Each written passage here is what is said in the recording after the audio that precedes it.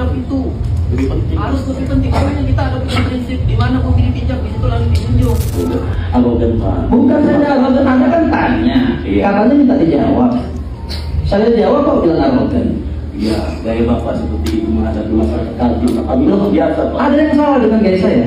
Izin Pak, izin. Ya silakan. Jadi nanti saya ngikutin Pak. Jadi yang namanya adab itu kan menyelesaikan orang bicara dulu. Bagaimana persoalan itu bisa selesai kalau sesuatu yang mau disampaikan itu belum tersampaikan. Makanya tadi saya mengikuti itu, saya diam aja Pak. Itu sudah biasa di forum-forum begini, di mana-mana pun kita menyelesaikan masalah. Cuma adab itu harus lebih penting. Makanya kita ada punya prinsip di mana bumi dipijak di situ lalu dijunjung. Jadi selesaikan mereka untuk menyampaikan. Walaupun ada dua tuntutan yang mereka minta tadi, meminta Anda ibaratnya mereka meminta Anda turun itu sebabnya ada, dasarnya ada. Apa dasarnya? Kebijakan itu tidak memihak kepada masyarakat. Bapak Gubernur Kalimantan Timur untuk mengikhlaskan jabatannya, mengundurkan diri dari jabatannya Gubernur Kalimantan Timur. Kedua,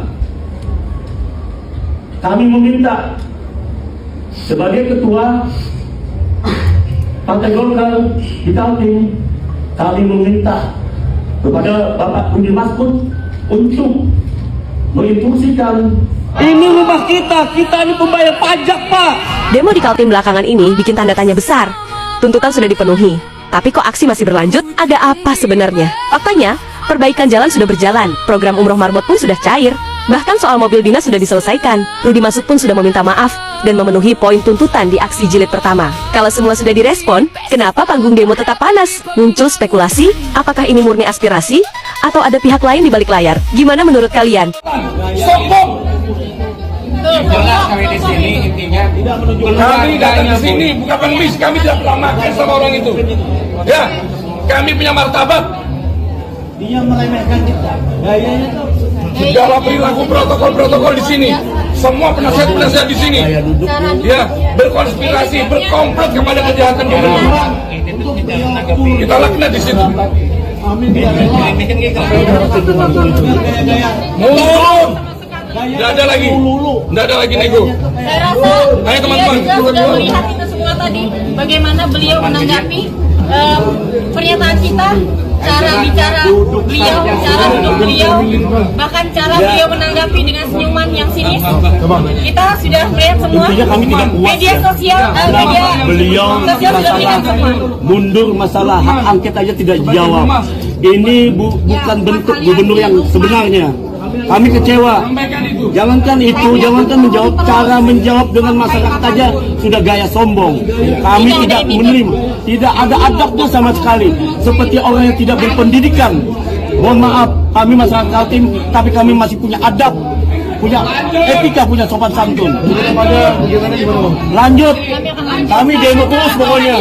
Kalau bisa sebelum kota kita serentak demo. Saya mohon tadi media sosial sudah juga melihat bagaimana beliau menanggapi pernyataan kami. Itu bisa jadi rekaman. Ketua Aliansi Perjuangan Masyarakat Kaltim. Bang Edi, berarti tuntutannya tetap sama? Tuntutannya sama, kita tidak bisa menggoyangkan tuntutan lagi. Dia mundur atau mendukung hak angket. Tadi respon dari Pak Gubernur? Nggak dijawab. Beliau setuju nih? Nggak dijawab. Nggak dijawab. Dibilang setuju, tapi masih ngambang.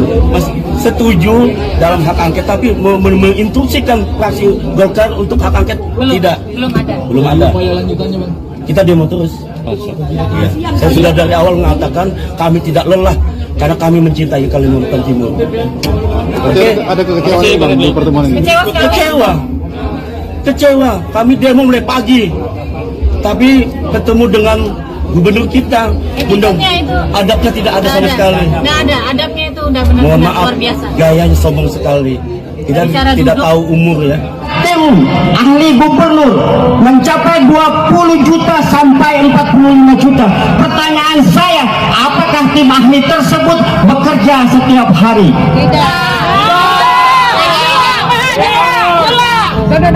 Kalau mau dihitung Bapak Ibu, kita ambil rata-rata 20 juta saja per bulan. Selama 1 tahun itu 600 juta hanya untuk tim ahli saja. Pertanyaannya juga, apa hasil dari tim ahli tersebut? Pembangunan apa yang sudah dihasilkan oleh seorang Rudy Masud di Kalimantan Timur ini?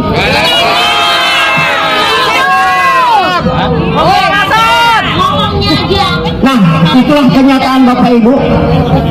Saya berharap seluruh masyarakat Indonesia, terutama teman-teman dari media, tolong ini diviralkan agar dunia internasional tahu bahwa disabilitas dan masyarakat Kalimantan Timur saat ini sedang tidak baik-baik saja. Bapak Ibu Saudara sekalian, di sini kami merasa dianggap sebagai masyarakat bodoh oleh seorang gubernur yang bernama Rudy Masud yang mengatakan dia lemah karena berjalan ribuan kilo. Setahu kami, sekelas lurah saja itu punya namanya supir pribadi.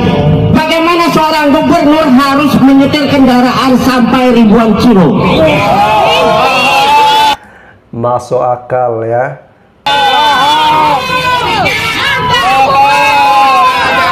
Karena dia merasa lelah, harus disiapkan yang namanya kursi pijat yang harganya 125 juta. Pertanyaan saya, kenapa Bapak harus kursi pijat? Bukankah Bapak bisa memberdayakan teman-teman disabilitas tunanetra atau yang buta? Mereka untuk menghidupi dan mencukupi keluarganya itu hanya dengan pijat, Pak. Kenapa Bapak tidak? Lah, Gubernur Kaltim Rudy Masud setuju. Si perjuangan masyarakat Kaltim, saya atas nama putra daerah Kalimantan Timur sangat-sangat mencekam bahwasanya Rudy Masud Gubernur Kaltim telah melakukan nepotisme, di mana pengakuannya memundurkan sang adik Hijrah Masud dari jabatan tim ahli.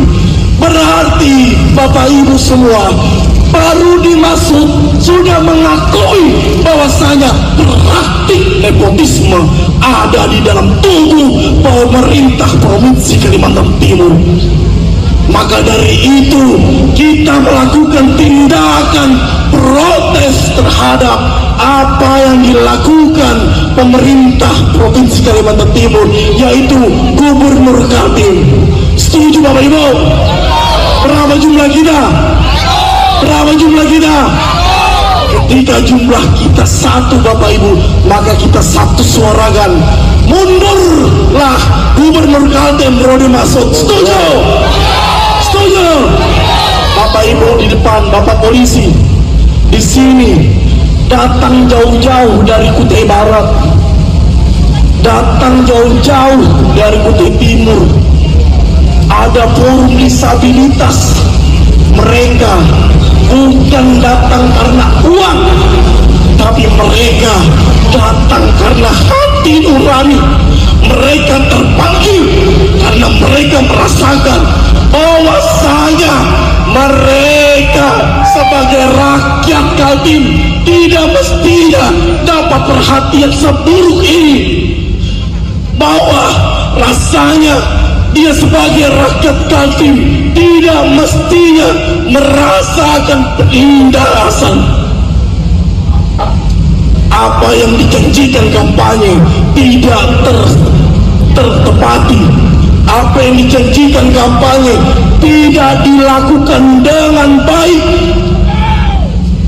Gubernur Kaltim. Awak media sempat dihalangi saat ingin meliput pertemuan Gubernur Rudy dengan pendemo. Wow.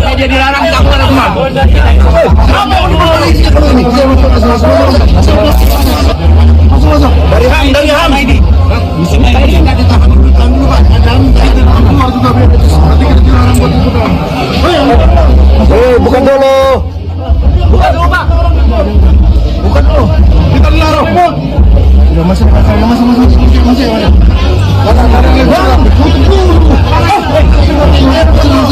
Apa? Dikasih begini.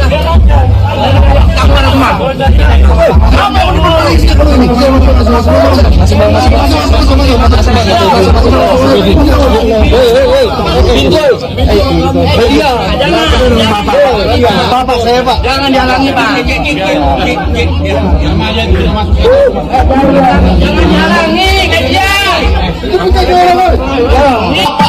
Buat apa bapak-bapak berjaga di sini?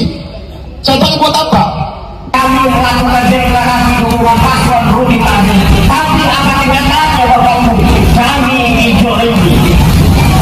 Pejabat-pejabat untuk menindas masyarakat. Penjajah. Penjajah. Banyak keadilan untuk rakyat.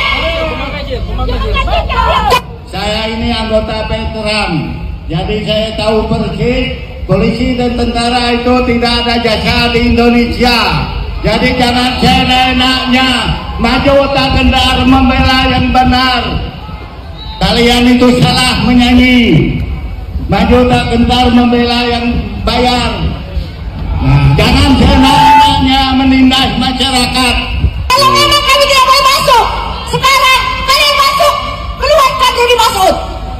Percuma Bu, tidak ada Rudi Masud, tapi kita mau masuk ini tentang problematika yang ada di masyarakat Bapak.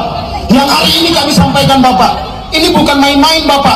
Kalau hari ini rugi kiranya kami menyampaikan omong kosong di sini. Buat apa kami berpanas-panasan di sini Bapak? Ya, buat apa? Buat apa Bapak-bapak berjaga di sini? Saya tanya buat apa? Ini demi masyarakat Pak, demi masyarakat.